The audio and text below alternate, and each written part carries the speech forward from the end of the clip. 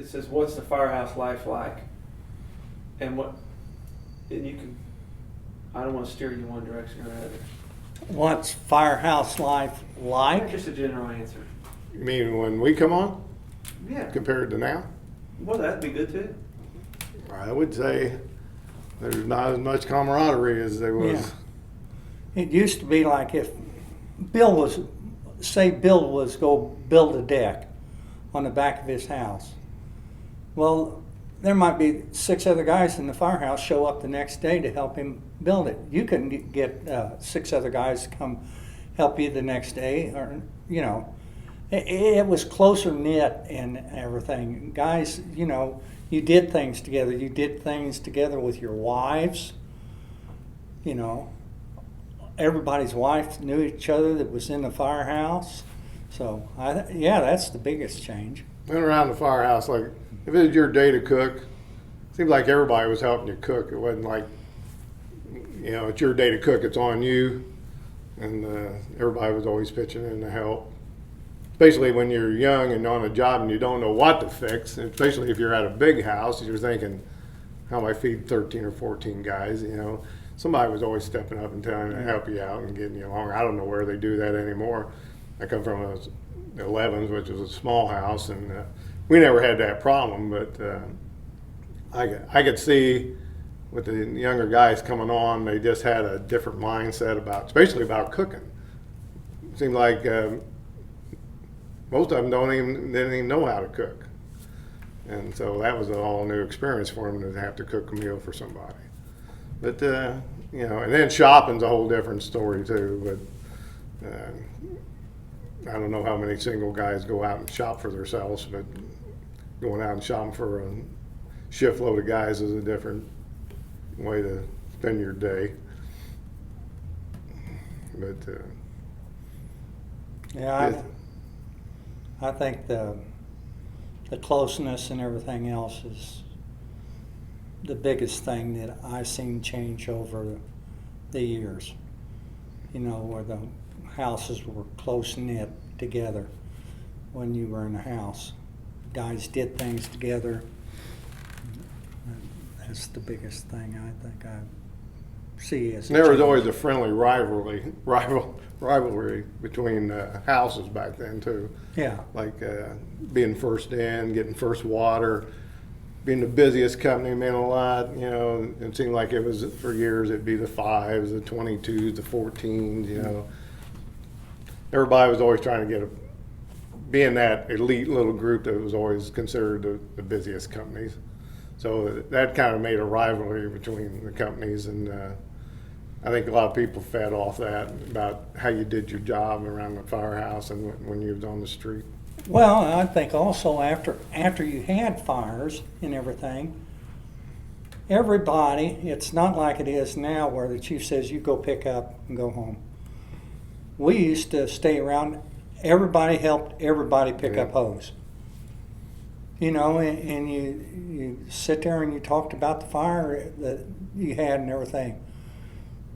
As you were loading the hose and what you could have done different and everything else. And I mean, even though you had that little competitive edge with all the other companies and everything, you still sit there and helped each other out and everything and shared information. Pretty good answer. Yeah. You guys were at the Fives together for a while, weren't you? No. Oh, you weren't? No. I was at the 5s, and then when he got promoted, he went to the 5s. I went there as You a were there one private. time with Dale Bradley and. Yes. Okay. The next question is, as far as the veterans, like you said, you guys were my veterans, but when you came on the job, your biggest priority is to earn respect from the veterans. And how would you describe you did that? And like, who were some of the guys that you looked at? Like I looked at you that you wanted to get respect of, and what'd you do to try to get it?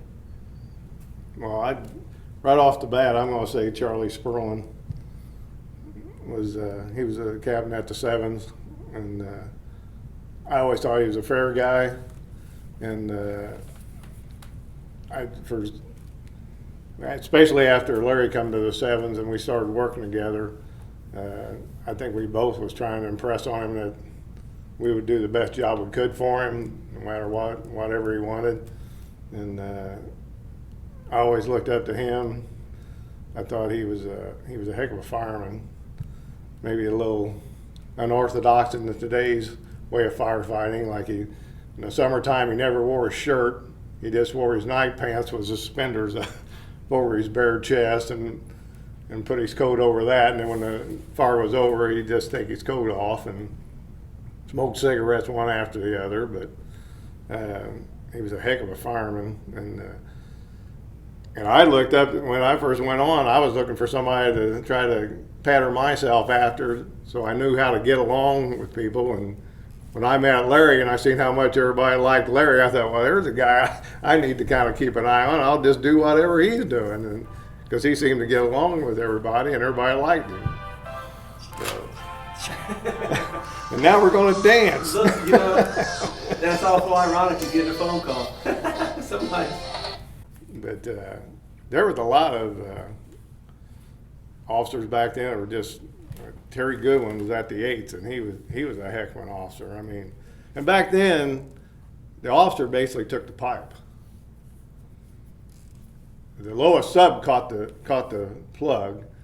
Either the next guy on the back step or the highest ranking sub was usually in back of the officer, but it wasn't like it turned out where the officer stays back, and back then the officer always took the pipe. Wouldn't you say? Yeah. So that's flip-flopped over the years. But I don't know, there were just a lot of good firemen that you could look at and say, boy, I'd like to be like him. Or just hear other people talking, and they'd say, this guy's a heck of a fireman, and you think, yeah, I want to be like him, and just got to watch what they do and try to pattern yourself after.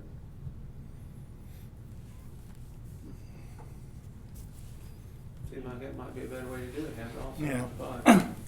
But I was fortunate that when I came on, I went to the 13s, and there was a chief captain at the time named Dutch Bowers, and you've heard stories about him. Even you guys should have heard stories about him, and if you were sincere and honest and wanting to learn and everything, he would actually take you under his wing, and you can learn everything you wanted to from him. And he was, an extremely good fireman. He was patient. He knew what he was doing. He never got in a big hurry. It was, it's just like the young bull and the old bull and everything. He was like, the old bull. We're just go in there slow and knock the hell out of this fire. It wasn't, let's just rush in there and see what we can do. So I was fortunate to work with him, and then coming to the 7s when I got there, working with Captain Sperlin too. So I was fortunate in that, and then I ran into some other good captain, the old captain down at 29s. Oh, Matt Delaney? Yes. Yeah, he was a good one. And there was a lot of good lieutenants out there too.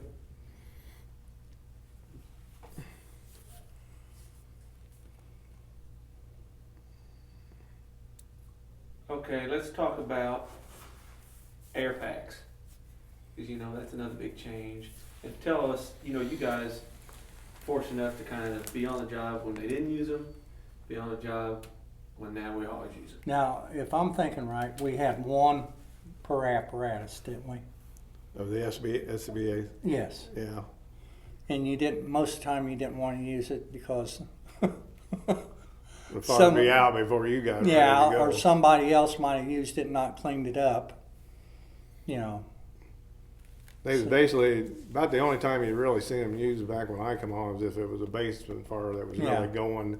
Usually the first crew was trying to make their first, and they captain or whoever the officer was would say, somebody go get the SCBA on. So somebody would put it on, and then they'd be the ones that they'd shove on down the stairwell to the basement or something. But just to be used on regular fire, it just wasn't. He didn't take the time to do that.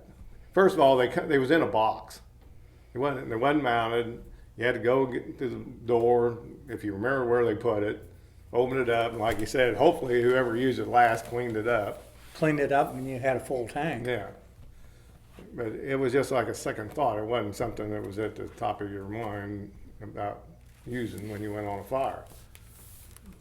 Well, describe me the differences between the two. You know, well, we couldn't go in as deep, or you know, or the techniques you had to get air. You know, describe to me the differences you think it is actually being in there with one. Is it better with? You guys prefer not, or I mean, advantages of both? I can see there's places you use it, and then I can see places where I don't think it would be called for, but this is in my own personal opinion. You know, I mean, when we went like, well, I come on in 71, and it wasn't mandatory, till 92, 93. And I mean, we put out a lot of fires without ever having, and we put them out. We didn't have to stand outside and throw water. We went inside and put the things out. And there's always ways to get air. I mean, you get down low and get that, especially when you're using a fog nozzle, you could put that pattern on, and you can get your nose down there and you can get you some air, no matter how smoky it is.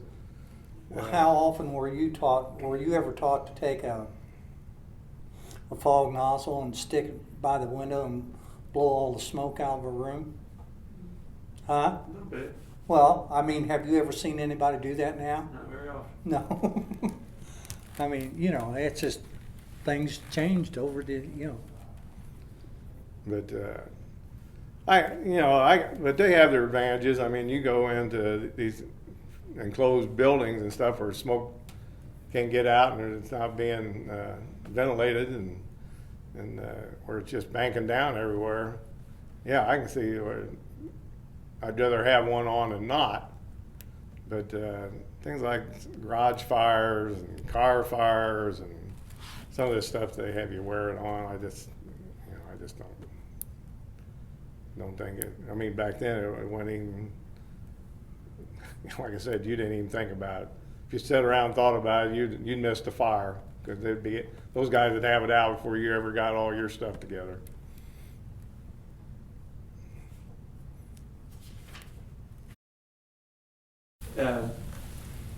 Give me a few things that made them good officers. You know, like. Well, just yeah, like I said originally, you know, if you were willing to learn what made them the good officers, they were willing to teach you, you know, be patient and everything, not get in a great big hurry and everything. But when you would get on fire scene, it used to be the old thing, you know, it was burning when we got there and it's going to be burning when we get inside, you know. So just take your time and, you know, get everything, your layouts right, and your lines and that stretched the right way and everything, and then get in there and put the fire out. And like I said, they were more than willing to teach you that, you know, teach you things. If you were willing to show interest and wanted to go along with them, they were more than willing to sit down there and talk to you anytime. And I think most of the ones that are good were just, they was good around the firehouse. They was good with people. All of them they got a lot of respect. They got it because they usually had good camaraderie with all their crew. Like there was, I can't think of his name. He was the captain up the 14s. Jake Crawford? No, not Jake. But anyway, I mean, when he come in the room, sit down and watch TV, no matter who was watching TV, they'd always say, "What do you want to watch, Cap?" You know, they turned the TV to whatever he wanted to watch. Not because he demanded that they do it, but they just did it out of respect for him. And being honest and fair with guys, you know, Yeah. back in those days, there was a lot of things you could get in trouble for. And those guys was a good officer, was always take a guy aside and say, hey, you know, this is what you need to do is get something straightened up. And never went no farther than that. Nobody ran to the chief, you know, nobody ran to the office. Everything was taken care of right in the house. And very seldom ever went any farther. So that was kind of the guys you kind of looked up to, the guys that knew how to handle everybody and still stay on good friendships was all of them. Well, I don't have this question, but you kind of touched on something that I've always heard of. The dynamics of firehouses are different now than they used to be. I always heard, you know, captains, that was it. Chief didn't even question the captain as far as his house goes. You know, describe how that was a little bit more. I mean, they said they were almost like gods, captains, you know. Things were handled in-house. Yeah. You know, people didn't get rolled up like this. Right. I mean, that's just the way it was. The captain, you know, like the captain at the fives on the B shift, most of the time, they used to bring your paychecks around on, you know, every 2 weeks and everything. And they would actually call before they would come to the firehouse to let you know, hey, have somebody out on the approach to pick up the checks, because everything was handled in the house and the chief didn't want no part of that. And I think back then, I think the chiefs had a lot more respect for the captain. Right. I think the chiefs, there was no micromanaging the captains. They let them run their stuff, and when it come to a fire, they let them run everything right as they seen fit. The chiefs were basically there just to make sure certain things got done, and he would say, you know, Captain, you do this, and that was all was said. The captain got it done. So, you know, I think it was a respect working both ways. The captain respected the chiefs, and the chiefs respected the captains to let them take care of things, and they expected them to take care of things. That was the last thing the chief wanted, was to have to hear something was going on that he really didn't want to know about. Well, So- I also, and you remember it, you could be on a fire and everything and have a chief and everything. It might be a box alarm fire and everything. The chief say, I'm going to go ahead and get in service, Cap. You just go ahead and run the rest of this fire. Let everybody go when you think so. Yep. So, you know, they had a lot of respect for him. More so than I think they have had in the last 20 years. So, You don't see a whole lot of that much anymore. No. Chiefs taking off and hand the show off to No. the officer on the scene. We talked about this across the street a little bit. Station, and back then, what did you guys do for fun? yeah, we did a little bit of everything, from water fights to card playing, to marbles, to ping pong, to volleyball. I mean, it was just fun. Everybody, you didn't see guys laying off sick. You didn't see guys wanting to stay home. Everybody wanted to go to the firehouse. I mean, that was a great day to go to the firehouse. And I even hated getting away and go to the grocery store when I cooked, because I'm afraid I was going to miss something was going on. But yeah, it seemed like you come in, you did your housework, you was done by about 9:30, and then the day started. And hopefully you had a fire or something during the day to edge it along, but every day was just a great day to be at the firehouse.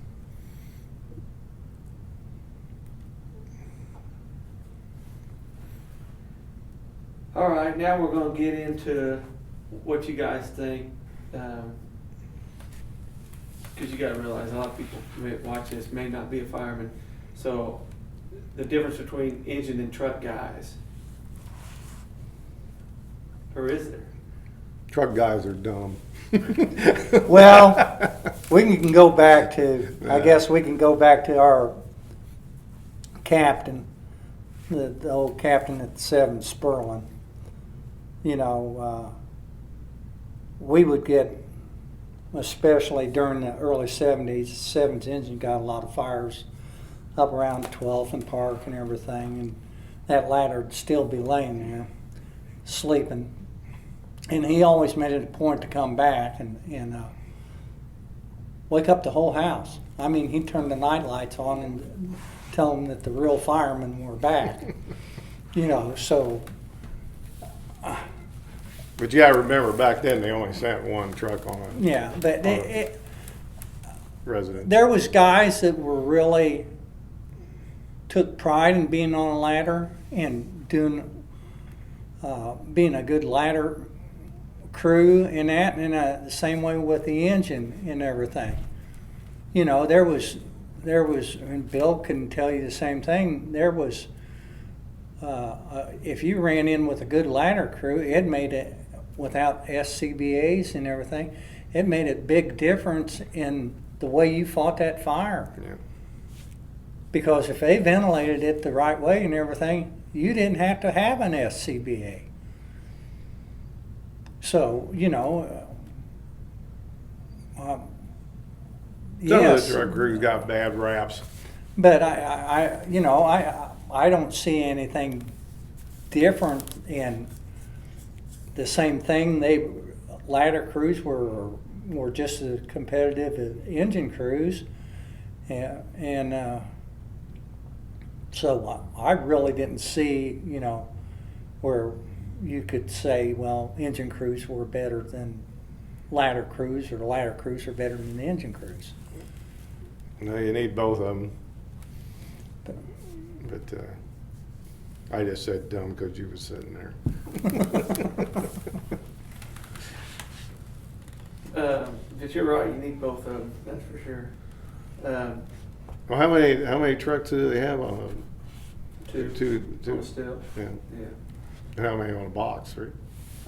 No. Just bring another engine. So. Well, I'll say that. Like I said back then, of course, there wasn't that many trucks either, was there? No. So, you know, like 5s aerial and 14s and 22s, those are the 3 ladders. That I mean, when I first went to 7's, pumping that's all what the time. I went to 7's ladder, and on a good residence fire, I mean, you beat yourself to death. I mean, because that's all you had was one ladder crew on maybe a 2-story residence and everything, and you're trying to get everything done. So We had one old chief back then that he had worked 7's ladder to death. yes, He had a vendetta against him. And whatever fire it was, you could figure the roof was coming off no matter what. I don't care where the fire was, the roof was coming off of it. Is there differences back then of the engine and ladder? Well, back then, I know if they said the roof coming off, the engine was right in there helping the ladder. yeah. Oh yeah. Oh, yeah. I mean, we're talking after the fire is basically out. Yeah, still. I mean, you We're up there with axes knocking boards out, and everybody. everybody just worked together and didn't get Yeah. the job done. That's what I was talking about. Just even like after the fire and everything, you might see engine guys helping guys take down ladders and everything. I mean, you all worked in just a tight knit group, unless they were slugs, and then you didn't help them. And part of that might be because there's so many of us on a fire now. You know, you may not need that extra help, you know. Yeah. No, that's true. You know. You're talking 2 ladder companies compared to one, and like Yeah. like I said, if you got that one ladder company and they threw 150 feet of ladders, they got a lot of ladders up, and everybody's wanting to go home, so everybody pitches in to get them out. Do you see a difference in technique on putting the fire out as far as did they open up more roofs then, or they open up more roofs now, or ventilation taking the windows more now? And a lot of that depends on the chief, I know. For engine companies, you know, is there a lot big difference now with attack and? I think they used to be bigger on taking windows out. Yeah, than- I think they're more, what do we want to call this now? Vertical ventilation. ventilation, where they take off the whole damn roof. Or most of the time and everything, it was normally just take the windows out of the side and everything. Very seldom did they get on the Yeah. roof to put a hole in unless you had Not it in the unless it- attic or yeah. the second floor. If it was on the first floor, or sometimes even the second floor, unless it got into the attic, they didn't put a hole in the roof. We just basically used the windows, and we were so damn good, we usually got the fire out before we got that far. God. Okay, we talked about competition with other firehouses. You know, we've been talking in pretty general. Can you guys think of some specific instances, like stories where you guys were racing in, or things that had happened, trying to beat each other in on other companies? Well, the only one I can think of is we had a fire up at 1400 on Alabama. No, on the 4th of July? No. And Five's engine crew beat us up there to the top of the steps. And me and you came in behind them. And we said, "Are you guys going any farther than this?" That was with Sperling, wasn't it? Yeah. Yeah. And so we just went right over the top of the Fives and to the back of the attic and everything where it was at. So, you know, that was just one little bit of competitiveness right there.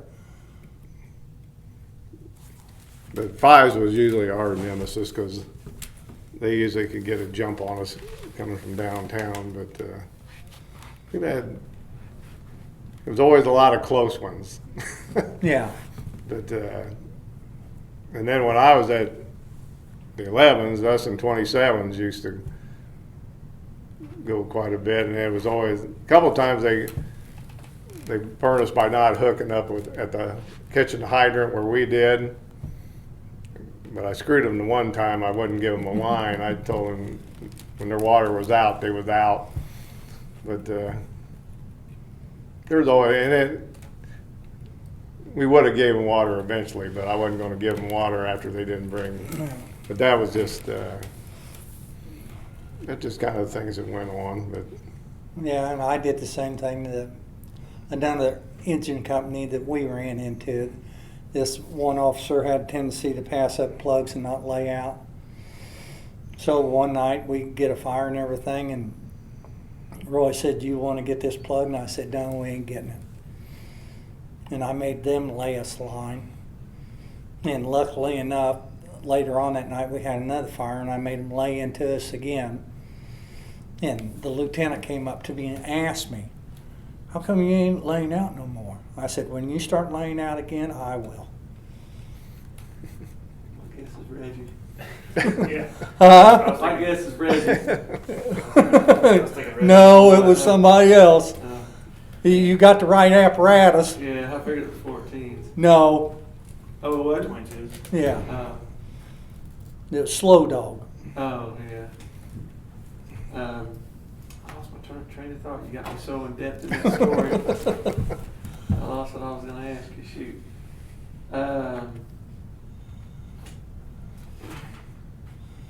All right, we'll get on to, you know, this job has a big part of your life in general. How's it affected your family, you know? Because I know when, you know my wife, Bill, being on 24, you don't miss some ball games, but I mean, talk about that a little bit. Well, I don't. When I got married, my wife knew that I was going to be gone 24, and you know would be home 48, and she grew accustomed to that, and she enjoyed that one night that I was not at home, and you could go to her this day and say, "Okay, how'd you feel about Larry being gone that third night? And she'd say, oh, that was my good night. That was my free night. But if you, most of the time, I don't know whether they still let you do it now, but if you had kids that were playing ball or something like that, you could get away for a half an hour to go watch a little bit of the ball game just to let your kids know that you were there. You know, you didn't stay for the whole ball game, but they'd let you take off and go. So I know my wife, I was a fireman for a couple of years on Speedway before I come on Indianapolis, so she got used to me being a fireman pretty quick, and she was like Donna, Larry's wife. She got so she enjoyed her every third day of having her own time by herself or to herself. As far as my son went, I seen a lot of his ball games, and like Larry said, I was fortunate enough to work for somebody that didn't mind me getting away for a while to catch a ball game or something. And as far as the holidays went, like Christmas, a lot of times seemed like the B shift caught more Christmases than anybody. I think out of the 35 years I worked, I think about 10 of them was all I was home. But we'd either do it the day before, or especially when he was little, he didn't know which day was really Christmas, so we just either celebrated the day before or the day after. But and I was fortunate that for several years I didn't work on my day off, and when he was very small, and so I had time with him my 2 days off till he went to school full time. So it's an adjustment, but not something that can't be overcome. Well, that's strictly talking about the hours, but you know, I don't know for a fact, but you guys have probably was injured on the job, or just them worrying, you know, looking on the news and not seeing a bad fire, and they know it was in your area. No. My wife was never one of those big warriors. Mine neither. I She mean, always took it for granted. I was okay. you know, my brother would call and say, hey, like on the Grant fire, is Larry on that big fire downtown? I don't know. You know, I think I'm sure she worried about me, but in a true sense, you know, don't worry about it until something happens. And plus, we went, 30-some years without any fatalities or something? Since Yeah. Spanky up on 38th Street till they had the Lake Club fire. I mean, it wasn't something that happened a lot, so you didn't, you know, might get injured a little bit, you know, nail in your hand or foot or something like that, but nothing drastic. So it wasn't something that was happening a lot that would keep it in their mind a lot. So. Well, I think most of them, probably Joanne and Donna too, knew that, you know, no matter what, you know, that job's too scary. I don't want you doing that job. She knew that, you know, we love that job, and, you know, so there was no sense of worry about it. We will go keep doing it. Yeah. You guys have any close calls or any bad injuries? Oh, I'm sure they have done a close call. Probably. I know Larry Any did. come to mind or? Nothing I can think of. I mean, yeah, I probably could have got caught up on the same floor up there during the athletic club fire if we hadn't been hooking up to the standpipe, the floor below. But, you know, I guess you could call that a close call. But other than just cutting my cheek of my ass on a piece of glass going through a window one time, or, you know, having my ears, well, we both did, ears frozen to our metal helmets on a fire and getting frostbite on them, and, you know, little nicks and burns down the back of your neck. That's about it. Yeah, most of it, I severed a thumb on a window and ran a nail in my hand. That was basically about the only two real injuries I had, but I do remember when we had that auto glass fire up there on Meridian Street. It was in the basement. Yes. And I went back out, and I followed the line back out to add a line on. I brought the hose donut roll back, and when I got down, somehow I lost the hose, and I wandered into another room. And it was smoky as all get out, and I could hear voices, but I kept going. I went around that room about 3 times, and I couldn't find where I come in at. But I could hear those voices on the other side. I knew they was close, and I had a little panic starting to build up in me because I thought I didn't know how much longer I was going to be able to take smoke. I was already down on the ground crawling around, and but I eventually found my way out the hall and got a hold of the line. Went towards the voices, and that. The funny thing was, when I got to where they was at, it wasn't even smoking. It was just an off area that had filled with smoke. But that was the only time I can really think back that I kind of got concerned. But that was back before the air tanks and all that stuff. It seemed like you told me a story about you in a house and the floor fell in, and Rimke or something was by the window and Yeah. grabbed a hold of you. No, Or you grabbed him? I grabbed him. That was over on, just south of, or just north of Worston Street when we was at the 11th. And the whole downstairs had been burning. And Phil Oakes was working for Nick's that night. And Sevens had already lost a ladder through the roof. They had a roof ladder up on the front. And the hole burned through there, and the ladder already fell in. And we'd been up on a back porch. We just went in the back end, and Oakes told everybody to start getting out of the building.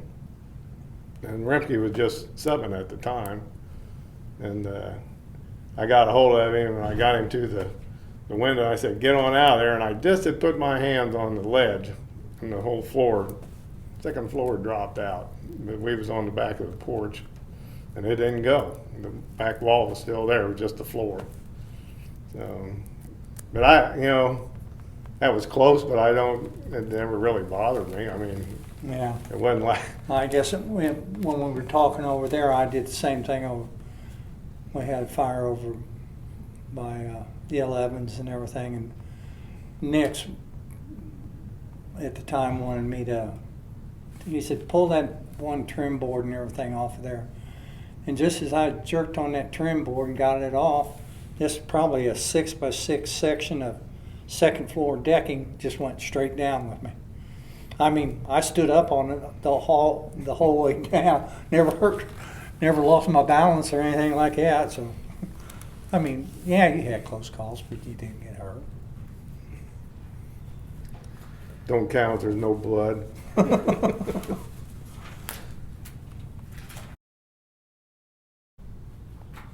My name is Larry Speck, and I'm a retired Indianapolis firefighter. Do you want him to say anything else as firefighter, or do you want to say retired? Okay. That's fine. Okay. See what I mean? Okay, first question, how'd you end up on IFP? Well, I know it sounds a little corny in that, but it was just something that I really actually wanted to do. As I was growing up, I wanted to be a firefighter. Did you have any relatives? Or? No relatives, nobody whatsoever that I knew. You know, and that's growing up, that's all I talked about was going on the fire department, and a friend that lived down the street, him going on the police department because his parents was on the police department. Went down and applied and got accepted, so that was it. How about you describe to us your first day on the job in a fire company? Probably nervous, a sense of uncertainty, a sense of unexpected,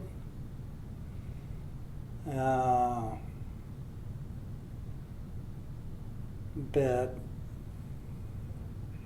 also a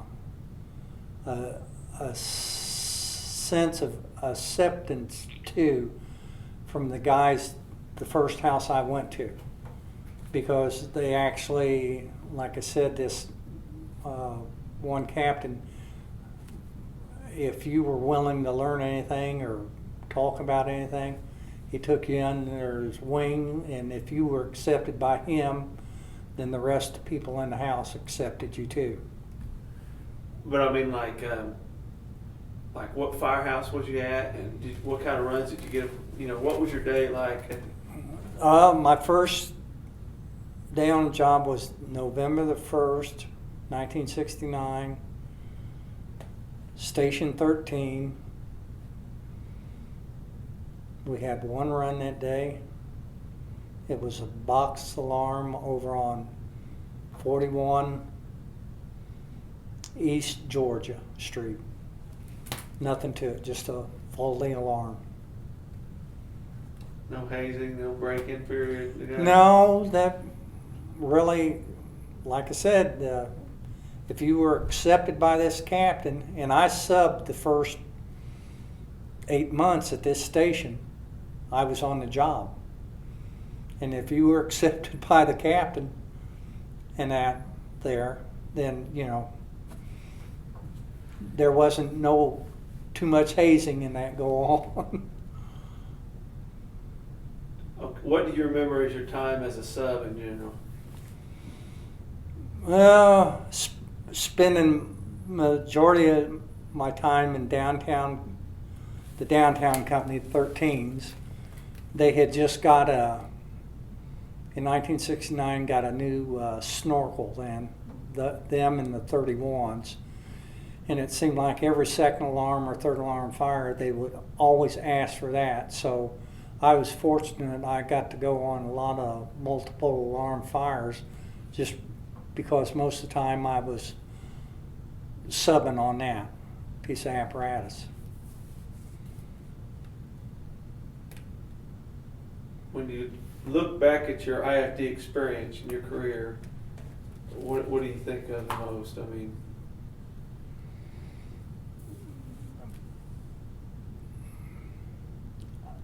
I would have to say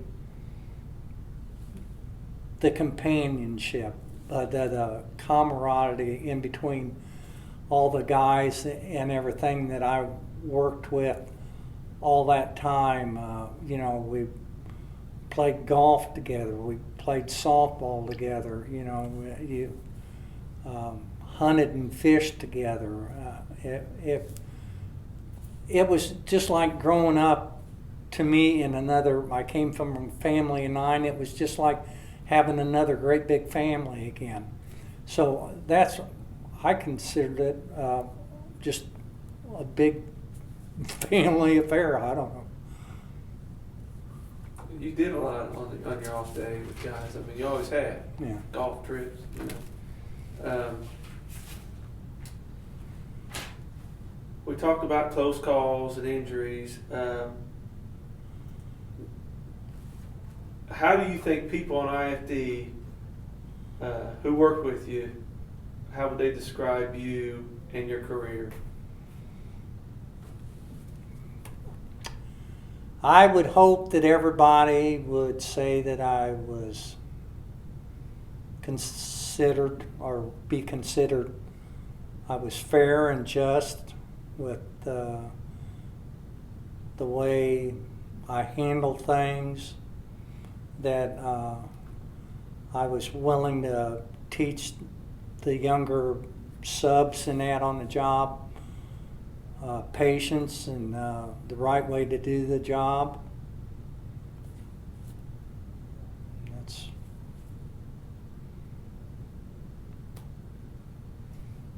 nothing more. I want to add on to that. You know that the compliment somebody can give you says, it may, for the average person, it may not seem like much, but when somebody says, "Oh yeah, that guy, he's a good fireman," like that means a lot. Well, yeah, I think I always did want to say that I even told my wife that, all I wouldn't care whether I got promoted or not, as long as when I left this job and everything, say, well, he was a good fireman. And that's would have made me happy. It's a compliment. When you get it, it's Yeah. a compliment. And a hoot. What were some of your favorite things about the job? And I know you said, well, all the things we did outside the job, but as far as the job, what was some of your favorite things?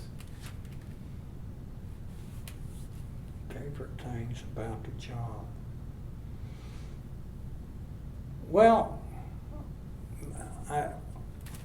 even on the job, it was the guys working together and everything, whether it be in the house or out on a fire ground, or it seemed like everybody wanted to help each other, and I don't know how to describe it. It just felt like a family function, even on a fire ground. That everybody was there to help each other, and that you didn't want to let down, even if you were on the 5s and that was the 14s, you didn't want to let your other brothers down by not doing your job. So, or you wouldn't want to let your family down. These were your family, even if they were on 14's engine and you were on 5's engine. And I would say that probably even works that way, even if you may not even care for this other officer personally, but you still, Right. there's a job to do, and, put all that aside, I guess. Yeah, speaking of family too, what your son being on, when he got on, how'd you feel about that? Oh, I was proud that he decided he wanted to follow in my footsteps. I was pretty sure that he would, because he couldn't get enough of hanging around the firehouse and being around firemen. So I was pretty sure that he was going to come on. And very proud of him today. Did, and I know Mac well, we're friends, and he had that accident last year, and you mentioned you never had injuries like that in your No. career. Did that change your outlook on the job or the department any? No. It had to make you focus. I had told Matt a long time ago that I always felt like you guys now are overprotected. You've got so much more better equipment than what we had, that you guys get in a little bit too deep, and that before you know about getting out. And I think also it involves with leadership too, where you haven't got these officers that we were fortunate enough to have, where they could, I don't know whether you call it a sixth sense, or they've had enough fires that they knew when to back you up, get you back out of there. Well, now you guys have got all this clothing and that now, that you get in too far, and you got so many officers that don't have enough experience to really keep a watchful eye on their men and what to watch out for, and be able to pull them out in time. We didn't have the hoods and everything. If your ears started burning and everything, you knew to back up a little bit. If you got to crawl and along the floor and that, and all you had on was those old day boots, and you could feel the heat through there, and there wasn't water on the floor and everything, you know it was probably burning underneath you. So, I mean, there was just different telltale signs and everything that you learned from the older type firemen when I came on, that I don't think that you guys get to experience. That they haven't had those fires. They don't know what to look for, what to, you know, okay, you're crawling through okay, it's up in the ceiling, you know, where you might have an officer, you might be crawling through there and hear all that, and then, oh, okay, where's the fire at? Yeah. Anyhow, that's it. I think that's my biggest concern is just protective clothing and that now. Like Chief Gregory was talking about that with us. He said, "Yeah, now you got some shaved tail safety officer telling you to pull out." He's like, I knew my officers were. I knew I could trust them. If they got bad, they pulled themselves out. You know. All right.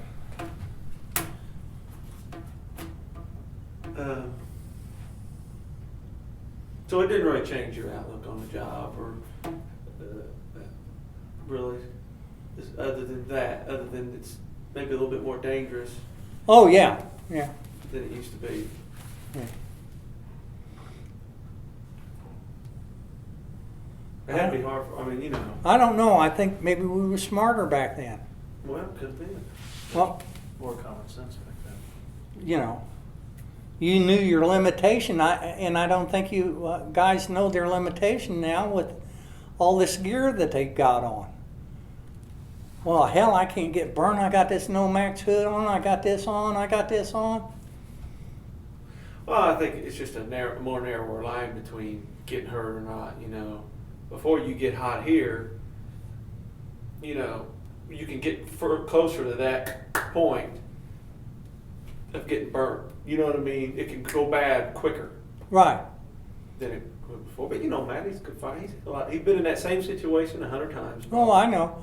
And that's just like I told somebody about the athletic club fire. You know, we could have had that fire the very next day, and probably nothing might have happened. You know, it was one of them times that things went bad, and they went bad. You know, and you've seen that on fires that where if you could have the same type fire the next day and wouldn't have no problems with it whatsoever. What was your experience in the athletic club fire? How'd that? I mean, because one of our questions is like what was one of your biggest fires? I assume that might probably be. You weren't on that shift, were you? No, I was working for Bob Little.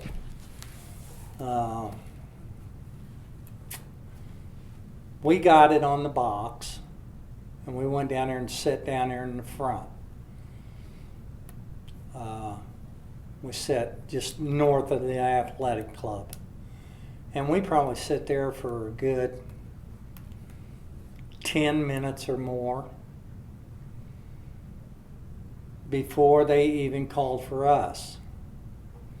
They called for us and told us to come into the main lobby. Well, the doors were still locked in the main lobby, and we couldn't even go in there.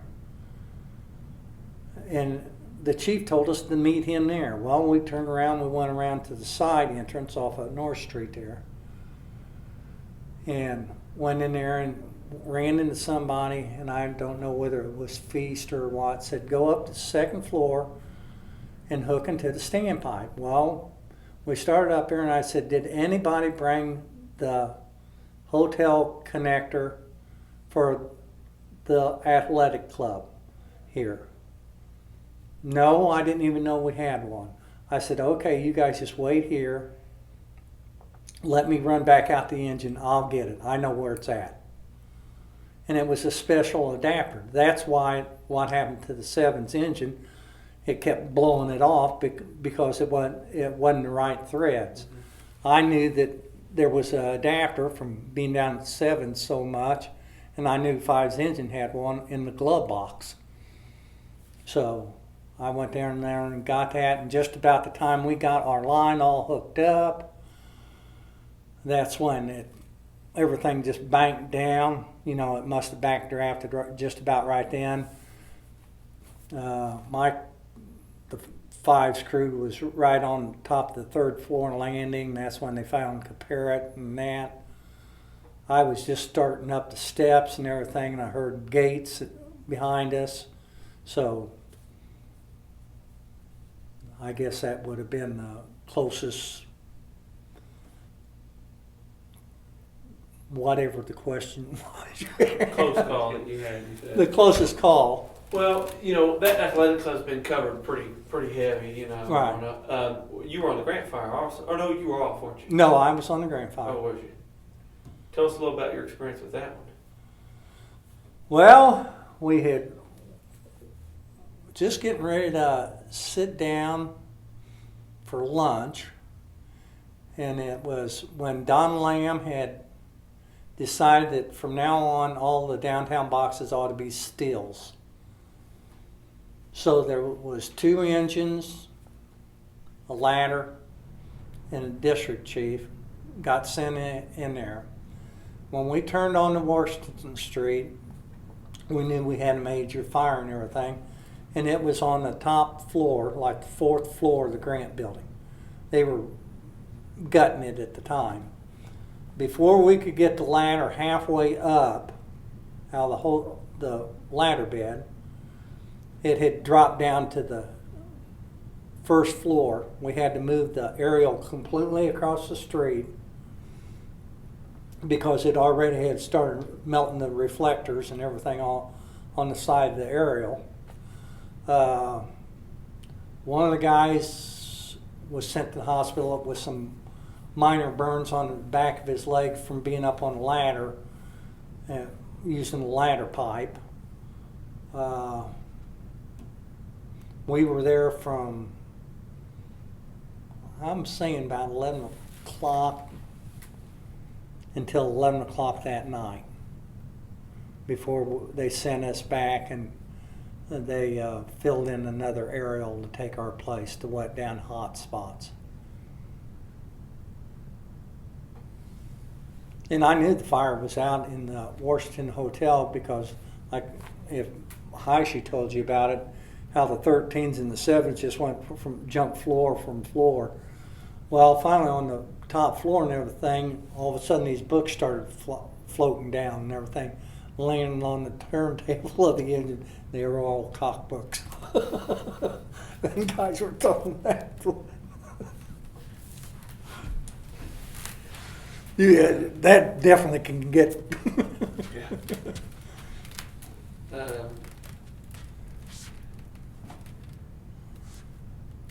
How would you describe this profession to somebody who knows nothing about it?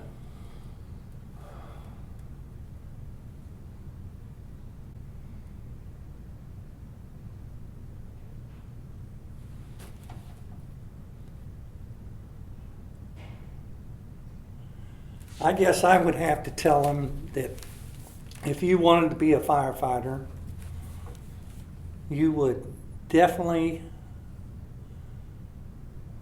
need to be,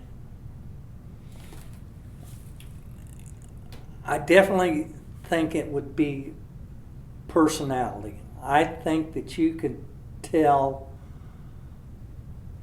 whether somebody was suitable to become a firefighter by just their personality.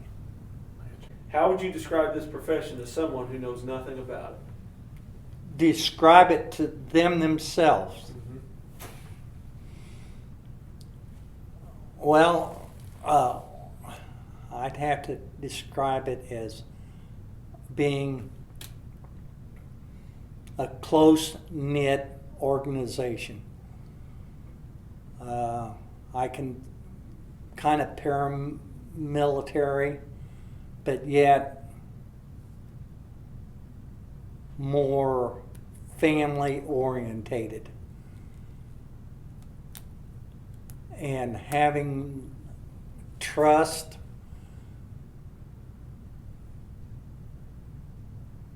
with I think the big thing is trust on this job. Trusting in that guy that's with you, and trust in your officer. And so that's how if I was this is a job where you have to trust everybody you work with.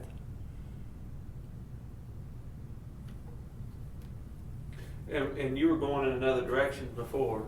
Well, no, I was just going to say, I did the interview boards for when guys came on. I did like 6 of them or more.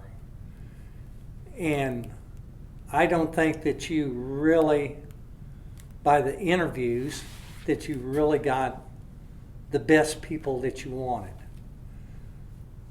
Just for the simple fact that they didn't have a college education.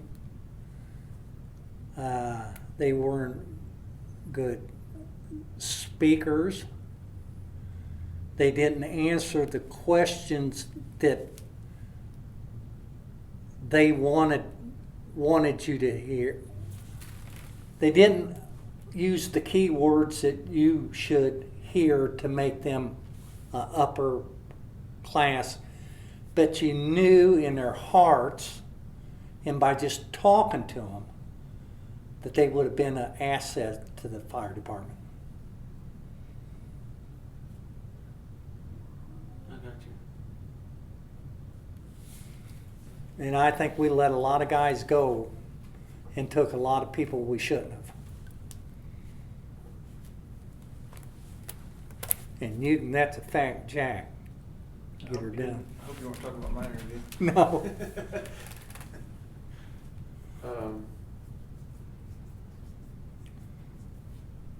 We talked about how it affected home life, and you kind of talked about that. Yeah. Or stresses at the job and taking it home. Were there any stresses at the job that you took home? No, not even after we got to the point where, like, I know Bill said he wasn't working a part-time job. I finally quit working a part-time job too, and being up at the 5s and having maybe 13 or 14 runs and having 4 or 5 of them after midnight and everything, where I had 2 days just to relax and forget about it. So no, I could find a way to unwind by playing golf, fishing, doing whatever. So no stress.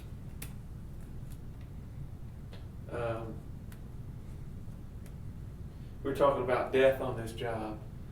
So you see a lot more death than the average person on this job. How did you guys tend to deal with that? Well, I don't know. I was a Vietnam veteran, so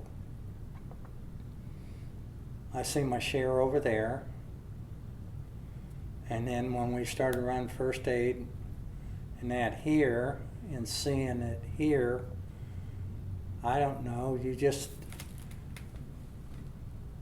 become a little bit callous, I believe. And also it helped if you had a good crew and everything. And to tell you the truth, you had to make light of it. You would make light of it.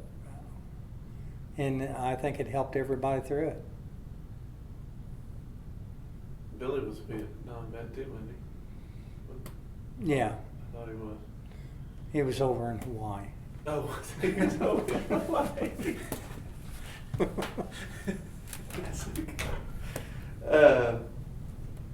What are some of the craziest things you witnessed in your career? And I know that's vague, but that's... I can remember having a run downtown where we had a guy that was go jump off a building.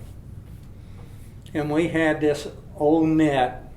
Matter of fact, it was the Jackson Hotel, which is now part of Ox and Jonesy's. And he was going to jump off this hotel.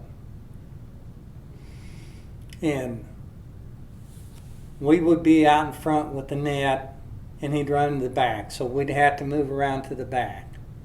Then he'd go to the front. And he'd go to the back again. Well, the next time he started to the front, we started to the front. He took off and went on halfway and went off the back. So we didn't get him.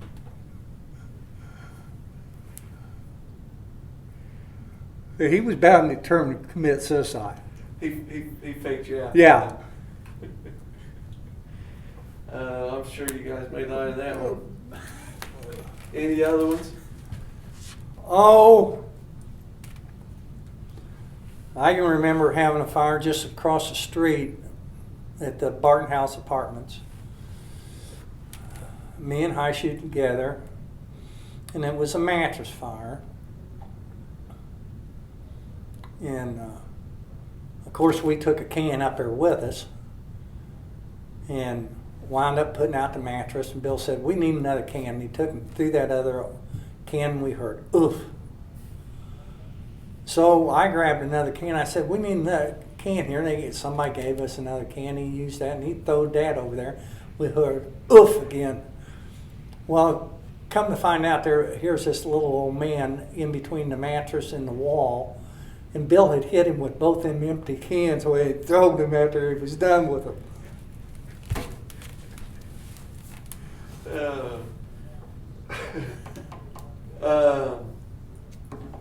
Were you ever involved in a successful rescue from a fire? Successful?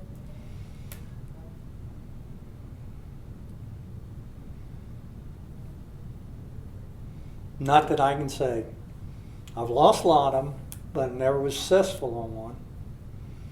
Pull a lot of them out, couldn't be revived, huh? No, I know the first fatality we had was Christmas Eve. Pulled a gal out of the apartments just right over there. It used to be the YMCA apartments over there by Wishart Hospital. Carrying her down the steps, and I can remember, well, you guys, we had orange rubber gloves. And we were carrying her down from like the 3rd floor. And she started to slide off the cot. Or the backboard, whatever we had her on. And I tried to grab her on and hold on to her. Well, it was just like using a meat peeler with these rubber gloves. That skin just came right off of it. But no, I was never involved with a rescue. I know one night us, the 23s and 14s, lost like 8 of them in one house. And, you know, everybody did their best to get in there, but I think most of them were gone before we ever even got there. So, why is IFD noted as an aggressive interior attack fire department? are we? Are we still considered that? I don't consider IFD an aggressive interior attack fire department anymore. Not after watching things and that anymore, and the last couple of years I was on the job. It seems like the chiefs don't have confidence in you getting inside anymore and getting the job done. They take too much into they want to control the fire and everything. They're afraid of people getting hurt, and I don't think they're an aggressive fire department anymore. They just soon surround and drown it anymore than get somebody hurt. And you think that's just probably a liability issue for them? Yes, I really do.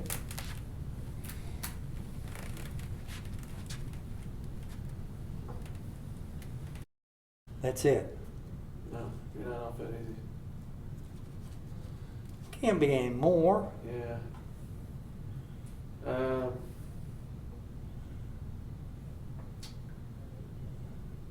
Here's one I didn't ask Billy.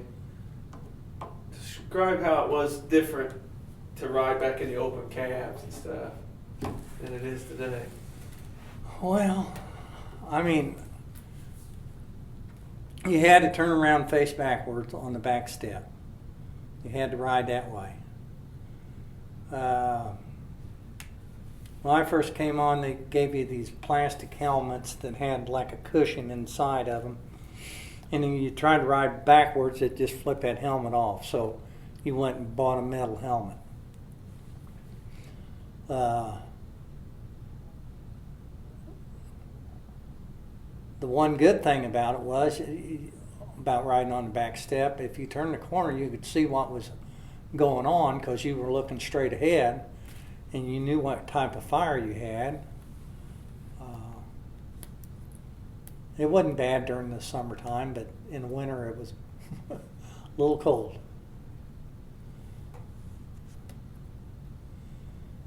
Of course, we did things a lot different. I mean, we had hose that was completely different than what you guys got.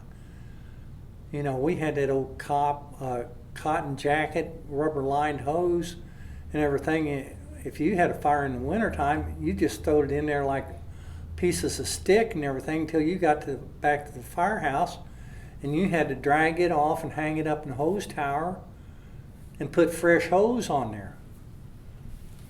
You know, it was nothing like, you know, picking up that rubber hose and putting it back on there where you could drain it and put it back on there. We had it easy. Uh-huh. We had it easy compared to that. Okay, if you had a fire and it wasn't frozen, you actually put a divider in there. If you use 5 sections, then, you know, that 5 sections stayed in there until on Tuesday, and whoever worked on Tuesdays, say Tuesdays, then they would take and strip them 5 sections off, hang them up to dry, and put 5 brand new ones on there. Wasn't it dried out by then? Yeah, it'd hang in the hose tower, and then 2 days later, then another crew, whatever shift it would have to roll it all. Rolling. Oh yeah, roll the hose, put it on racks.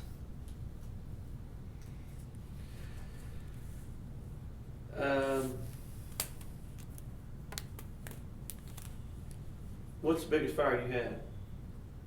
Probably Grant Fire.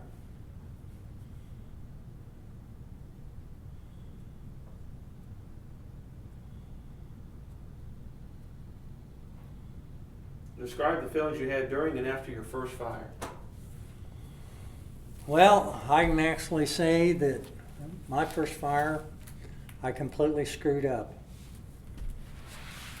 We had a fire, turned into a second alarm fire on, I'm saying about the 900 block of take it back, 600 block of Indiana Avenue. The captain of 13's engine told me get the plug. I did, and I forgot the plug wrench.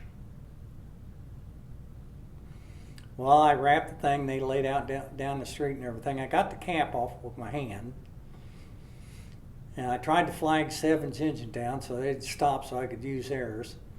And the captain at the time, and I told you about him, stood there and was just pointing, and he said, "It's in the middle of the street,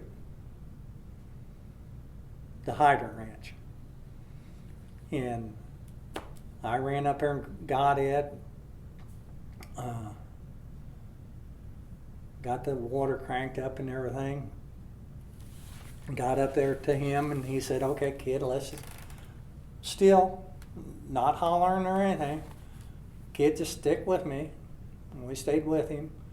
And the big joke afterwards was he was going to make me wear the hydrant wrench on my spanner belt for, you know, the next 2 or 3 shifts. But that was all that was said about it. So I learned a very, very valuable lesson that day. Take your time and make sure you get everything you need. Huh, that's pretty good. I think that's about it. I got one question, just me being me. You said you got promoted as 18 years. Uh-huh. You know, I'm still private. Do you think that was beneficial? Do you have any,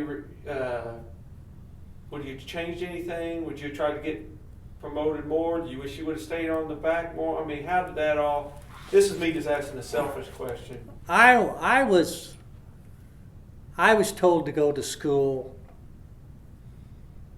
when I had 12 years on the job. They said, you need to go to school. And I said, I can't. They said, why can't you? I said, because we got a fishing trip planned. So I didn't go to school. And I probably could have got promoted with 12 years on the job. So what was more important to me? The friendship and having a good time on the back step. And No regrets there. no. And I was told to go to camping school. I was happy where I was at. I thought, why give up what I got here at the Fives and go someplace else and be miserable? See, that's the mentality that's changed. Some people don't care where they go. They just want that next notch. Yeah. So, Someone asked you if they say, did you enjoy your time on IFG? I mean, of course, hell yeah, you're going to say yeah, but what reasons would you give them? Why did you like this job? I mean, looking back, I mean, how would you describe it? Well, I think I answered that quite a few times over and everything. Being, like a big family and everything else. And, I don't know if you two know what I'm going through right now. But if they came down and actually said, this job is actually what caused you to have this. They said, would you go back and change it? No. I'd go back and do the same thing again. Never hesitate again. Just like Bill said, until the day I retired, I look forward every day of going into that firehouse. There was never a day that I regretted not going in. Always. I couldn't have had more fun in my life. probably not. There's not too many guys that can say that about their job. No. If they had looked back and they had something terminal or anything, that they would still pick that same job. There's not very many people that say that. So, you're pretty active. I mean, every time I heard of a fishing trip or ball game, bus trip, or Oh, I was in. I'm in. You were in. I was the biggest duck in a puddle. Well, I hope you guys get something good out of this. oh yeah, Absolutely. oh, this was our first interview.